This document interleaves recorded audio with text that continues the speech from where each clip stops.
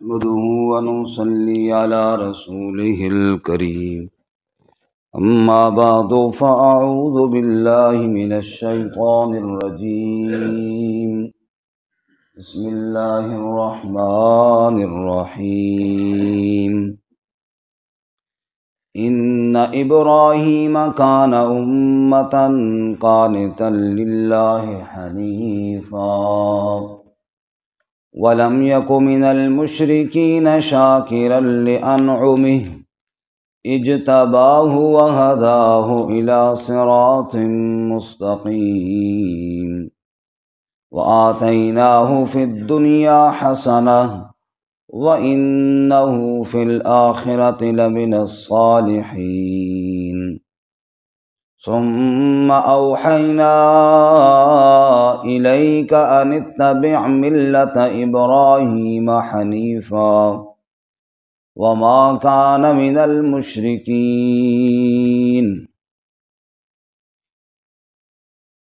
إن إبراهيم كان أمة قانتا لله حنيفا بے شک ابراہیم علیہ السلام پیشوا تھے، فرما برداری کرنے والے اللہ کے لیے یکسو ہونے والے تھے۔ وَلَمْ يَكُ مِنَ الْمُشْرِكِينَ اور نہ تھے وہ مشرکوں میں سے، شاکرا لِأَنْعُمِهِ شکر کرنے والے تھے اس کی نعمتوں کے لیے، اجتباہ وہداہ الی صراط مستقیم ہم نے چن لیا اس کو اور رہنمائی کی اس کی صراط مستقیم کی جانب۔ وَآتَيْنَاهُ فِي الدُّنْيَا حَسَنَةً اور ہم نے اس کو دی دنیا میں بھی بھلائی، وَإِنَّهُ فِي الْآخِرَةِ لَمِنَ الصَّالِحِينَ اور بے شک وہ آخرت میں نیکوکاروں میں سے ہوگا۔ ثُمَّ أَوْحَيْنَا إِلَيْكَ پھر ہم نے وحی کیا آپ کی جانب، أَنِ اتَّبِعْ مِلَّةَ إِبْرَاهِيمَ حَنِيفًا یہ کہ اتباع کیجئے ملت ابراہیم کی جو یکسو ہونے والا ہے۔ وَمَا كَانَ مِنَ الْمُشْرِكِينَ اور نہ تھا وہ مشرکوں میں سے۔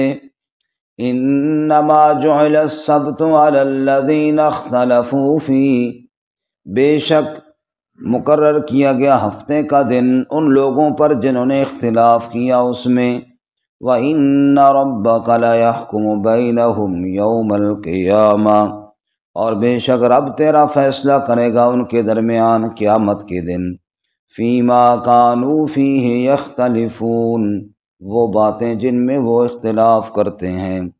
سبحان ربک رب العزة عما يصفون وسلام على المرسلين والحمد لله رب العالمين اللهم صل على محمد وعلى آل محمد كما صليت على إبراهيم وعلى آل إبراهيم إنك حميد مجيد اللهم بارك على محمد وعلى آل محمد كما باركت على إبراهيم وعلى آل إبراهيم إنك حميد مجيد۔ معزز سامعین، سورۃ النحل کا آخری رکوع آیات نمبر 120 سے لے کر 124 تک تلاوت کی ہیں۔ اللہ رب العزت ان کے مطابق صحیح بیان کی توفیق عطا فرمائے، آمین، اور ہمیں قرآن و سنت پر عمل کرنے کی توفیق عطا فرمائے۔ آمین۔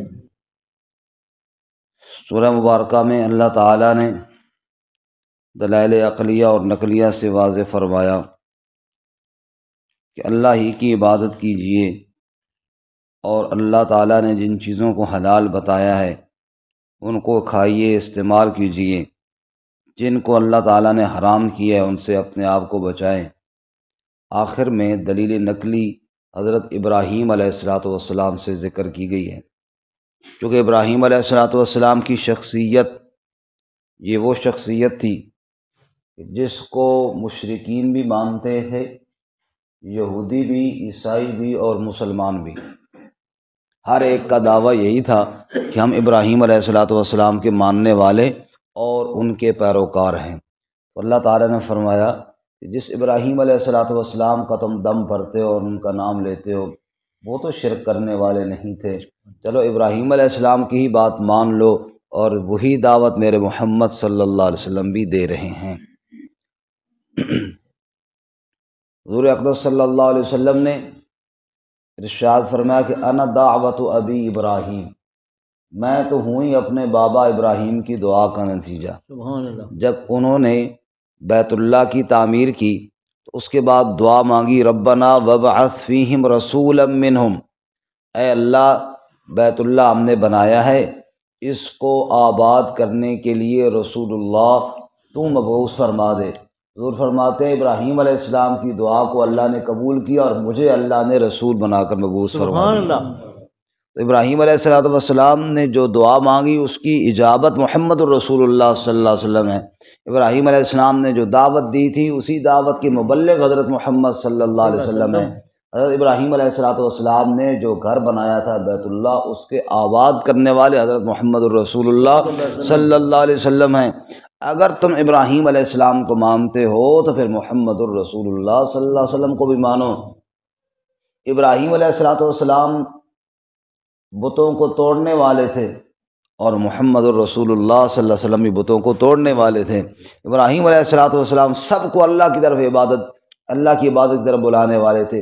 یہ دعوت محمد الرسول اللہ صلی اللہ علیہ وسلم کی ہے، تم ان کو کہتے ہو ہم مانتے ہیں، ان کو کیوں نہیں مانتے ہو؟ فرمایا ان ابراہیم کان امتا قانتا للہ حنیفا، سنو اگر تم ابراہیم علیہ السلام کو مانتے ہو تو ان کا تعارف سنو۔ ان ابراہیم، بے شک ابراہیم علیہ السلام، کان امتا قانتا للہ حنیفا، امت کا معنی یہاں پر امام، پیشوا، یعنی سب سے بڑی امت جو ہے اس کی پیشوا کا نام ابراہیم علیہ السلام ہے۔ فرمایا ابراہیم علیہ السلام ایک پیشوا، ایک رہنما تھے، اور اس رہنما کی صفات کیا تھیں، وہ کیسے رہنما تھے؟ قانتا للہ، ان کی پہلی صفت یہ ہے کہ وہ اللہ کی فرما برداری کرنے والے تھے، جیسا کہ اللہ سورۃ البقرہ میں فرماتے ہیں نا، اذ قال له ربه اسلم، جب ابراہیم علیہ السلام کو ان کے رب نے کہا فرما بردار ہو جا، قال اسلمت لرب العالمین، وہ فوراً رب العالمین کے آگے فرما بردار ہو گئے۔ اللہ رب العزت نے مال لٹانے کا مطالبہ کیا، ابراہیم نے مال پیش کر دیا۔ اللہ تعالیٰ نے اولاد کا مطالبہ کیا، ابراہیم نے اولاد کو پیش کر دیا۔ اللہ تعالیٰ نے جان کا مطالبہ کیا تو ابراہیم علیہ السلام نے جان کو پیش فرما دیا۔ مالہ للضیفان وولدہ للقربان ونفسہ للنیران وقلبہ للرحمن، مال ابراہیم علیہ السلام نے مہمانوں کے لیے وقف کیا تھا، اولاد اللہ کے نام پہ قربان کے لیے وقف کی تھی، جان کو اللہ کے لیے آگ پر پیش کر دیا تھا۔ یہ ساری باتیں تب ہوئیں وقلبہ للرحمن، کیونکہ اس نے اپنا دل رحمان کے لیے وقف کیا ہوا تھا۔ اس نے فرمایا ان ابراہیم کان امتا قانتا للہ حنیفا، ابراہیم ایسا رہنما تھا کہ اللہ تعالیٰ کی فرما برداری کرنے والا تھا، اور حنیفہ یکسو ہونے والا تھا۔ یکسو کا مطلب ہر طرف سے ہٹ کر، باقی سارے معبودوں سے کٹ کر، غیروں سے کٹ کر ایک اللہ کے در پر جھکنے والا تھا، خالص اللہ کی عبادت کرنے والا تھا۔ حنیف کی مزید تفسیر یہ ہے وَلَمْ يَكُ مِنَ الْمُشْرِكِينَ، اور وہ شرک کرنے والوں میں سے نہیں تھا۔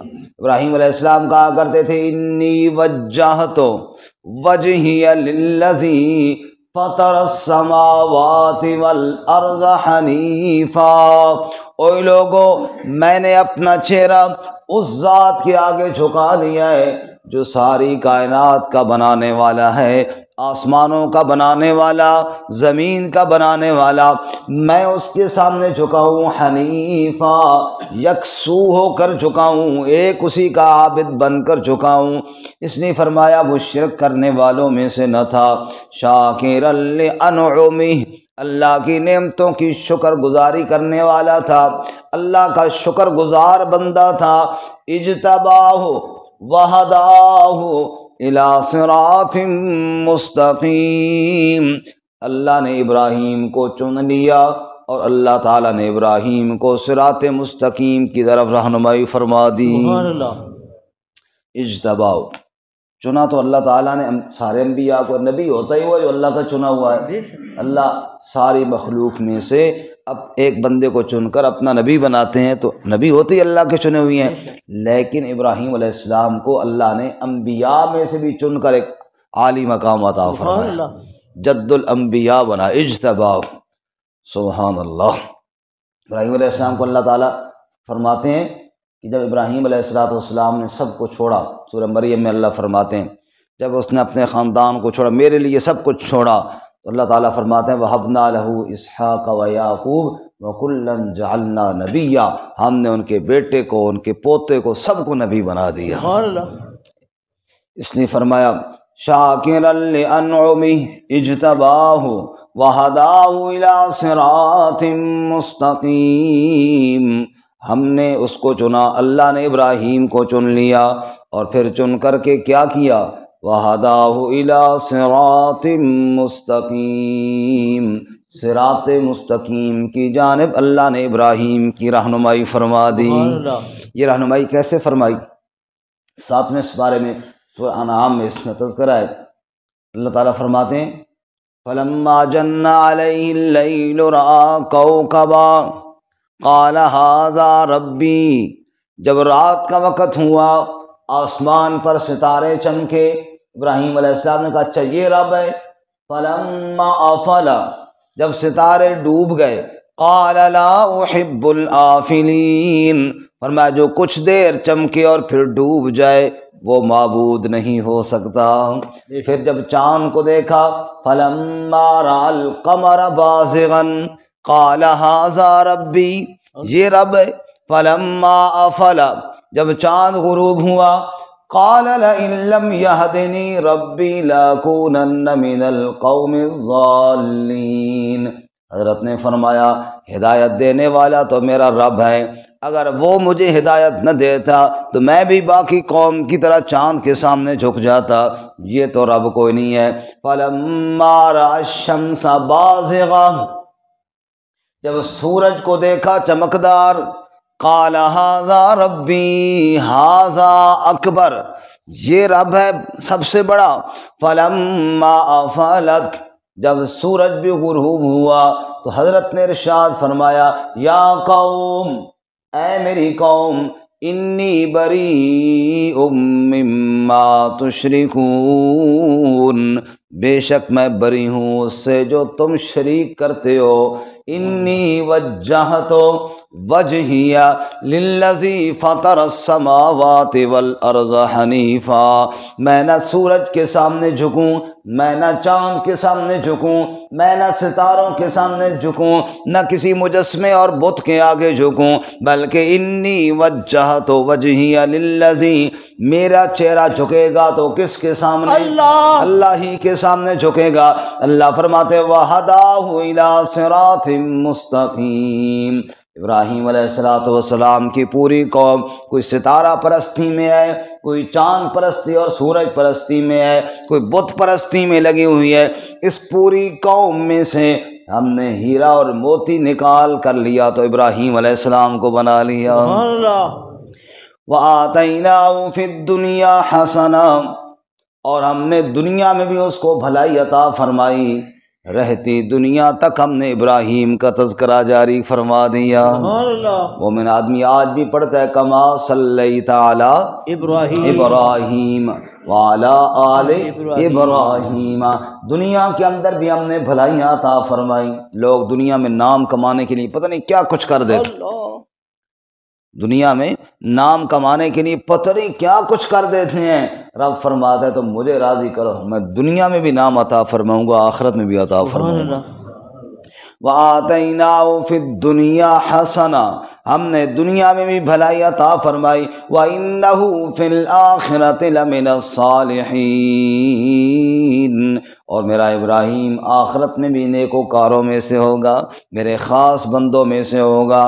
اچھا، دنیا میں جو ہم نے ابراہیم کو اعزازات عطا فرمائے، ان اعزازات میں بڑا اعزاز کون سا تھا؟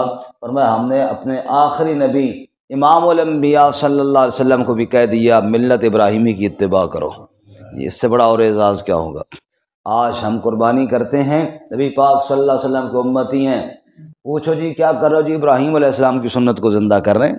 کنکریاں مار رہے ہیں، حاجی کیا کر رہے ہو؟ جی ابراہیم علیہ السلام کی سنت کو زندہ کر رہے ہیں۔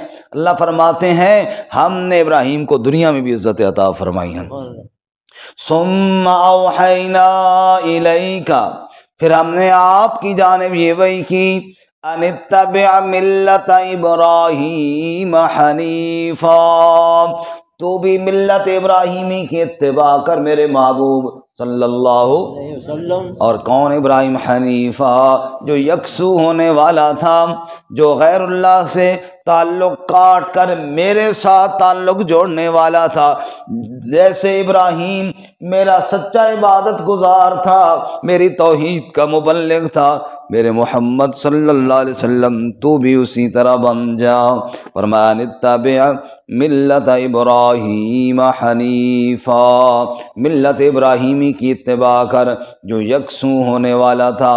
وما کان من المشرکین،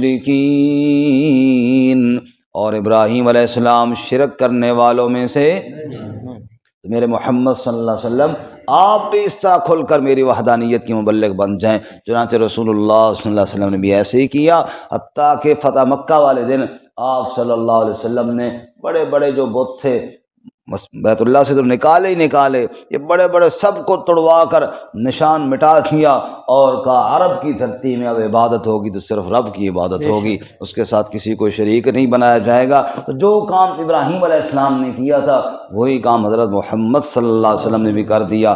آخر میں ایک سوال کا جواب ہے، سوال ہوا اہل کتاب کی جانب سے، آپ کہتے ہیں ہم ابراہیم علیہ السلام کو ماننے والے ہیں، تو ابراہیم علیہ السلام تو ہفتے کے دن کی تعظیم کیا کرتے تھے، آپ نے جمعے کی کیوں شروع کر دی؟ فرمایا کہ نہیں، اصل میں تو جمعے کا دن ہی تھا، اصل میں ہفتے والا دن تو یہودیوں نے اپنی بدعمالیوں کی وجہ سے اپنے اوپر لے آئے، انہوں نے اللہ کے نبی سے مخالفت کی، نہیں جی نہیں جمعے کا دن نہیں ہونا چاہیے، ہفتے کا ہونا چاہیے۔ فرمایا اچھا چلو ہفتے والا ہو جائے، ہفتے والے دن سے اللہ نے پابندیاں لگائی، ان پر شکار منع ہے وغیرہ، تو یہ تو ان کی وجہ سے ہوا، ویسے اللہ کے ہاں عزت والا دن جمعے کا ہی ہے۔ انما جعل السبت علی الذین اختلفوا فیہ، بے شک ہفتے کا دن بنایا گیا ان لوگوں پر جنہوں نے اختلاف کیا اس میں، یعنی جنہوں نے جمعے میں اختلاف کیا ان پر ہفتے کا دن رکھا گیا، ورنہ اللہ کی طرف سے جمعے کا دن ہی پہلے سے معظم تھا۔ سب سے محترم دن کون سا ہے جی؟ جمعۃ المبارک کا دن ہے۔ حضور اقدس صلی اللہ علیہ وسلم نے ارشاد فرمایا کہ جمعے کا دن بڑا سردار دن ہے، حتیٰ کہ عید والے دنوں کا بھی سردار ہے جمعے والا دن۔ سبحان اللہ، اس کو اللہ تعالیٰ نے عظمت عطا فرمائی ہے۔ اسی میں آدم علیہ السلام کو اللہ نے پیدا کیا، اسی دن میں اللہ تعالیٰ نے آدم علیہ السلام کو زمین پر اتارا، اور اسی دن میں قیامت قائم ہوگی، جمعے والے دن ہی۔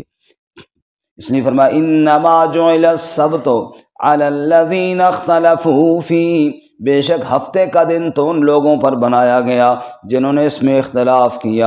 وَإِنَّ رَبَّكَ لَيَحْكُمُ بَيْنَهُمْ يَوْمَ الْقِيَامَةِ، اور بے شک تیرا رب فیصلہ کرے گا ان کے درمیان قیامت کے دن، فِيمَا كَانُوا فِيهِ يَخْتَلِفُونَ،